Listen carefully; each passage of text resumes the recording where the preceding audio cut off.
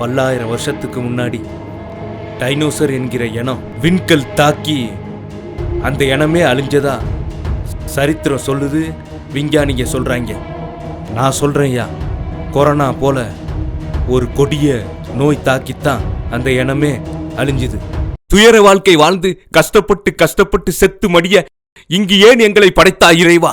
பணம் இருப்பவர்களை மட்டும் படைத்திருக்கலாமே. நோய் இல்லாமல் ஆரோக்கியமான உடல்நிலையில் மனிதன் வாழ்வதுதான் கடினம்.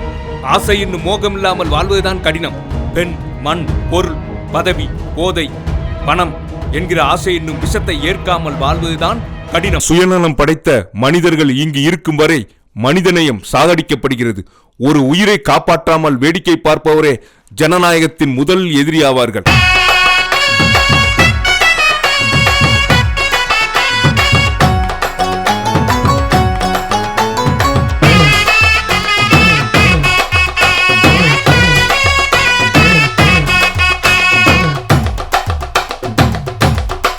புரியுதா? சரிடா பொறுக்கி.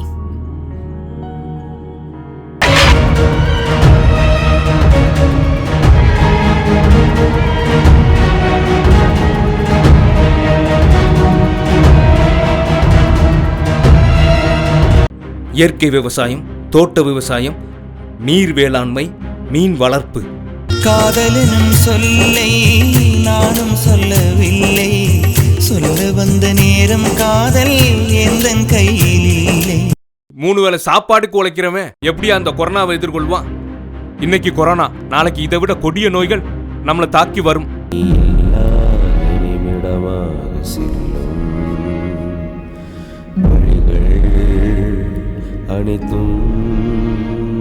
நவீன வளர்ச்சி, தொழில்நுட்ப வளர்ச்சி என செல்லும் நம் நாட்டிற்கு கொரோனா என்கிற நோய் ஒரு எச்சரிக்கை, மனிதனுக்கு ஒரு எச்சரிக்கை. விழித்திருப்போம், தனித்திருப்போம், சமூக இடைவெளியை கடைபிடிப்போம். எல்லாரும் மாஸ்க் போட்டிருக்காங்களே, எல்லாருக்கும் வாழ்றதுக்கு அவ்வளவு ஆசை. பெண் என்பவள் பிறக்கும் போதே தாயாவா. பூமி தாயும் பெண்ணே.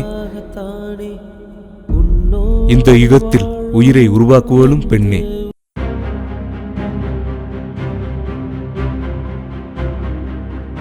இங்கு நீ செத்தாலும் நான் செத்தாலும் உலகம் நிக்க போறதில்லை. என்று ஒருவன் மரணப்படுக்கை ஏறுகிறானோ அன்றே அவன் நிம்மதி என்னும் தூக்கத்தை அடைகிறான். கடந்த 2019ஆம் ஆண்டு உலகையே ஆட்டி படைத்த கொரோனாவால் கொத்து கொத்தாக லட்சக்கணக்கான மக்கள் மாண்டதையும், பிறவரைகளும் எரியூட்டும் கூடங்களும் நிரம்பி வழிந்த அவலங்கள் என நடந்த எதையும் நம் யாராலும் அவ்வளவு எளிதில் மறந்துவிட முடியாது. மனிதர்களிடமிருந்து இடைவெளியை கடைபிடித்து யாரையாவது காந்தியே உட்கார்ந்திருக்க மாதிரி இருக்கு.